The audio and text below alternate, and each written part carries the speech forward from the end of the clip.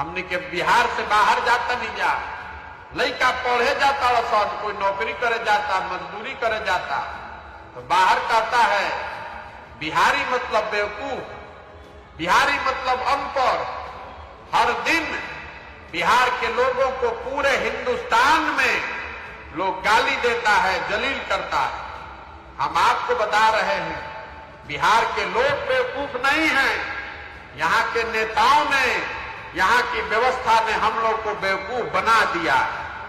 बिहार तो ज्ञान की भूमि रही है, देवताओं को भी बिहार में आकर ज्ञान मिला है।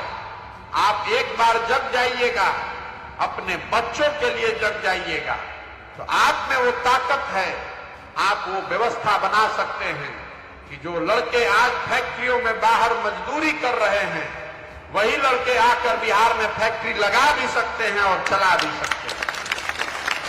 इस मिट्टी में इतनी ताकत है, जिस मिट्टी में हम लोग के माँ बाप पैदा हुए, हम लोग के पूर्वज पैदा हुए, इस मिट्टी का गौरव करना सीखिए।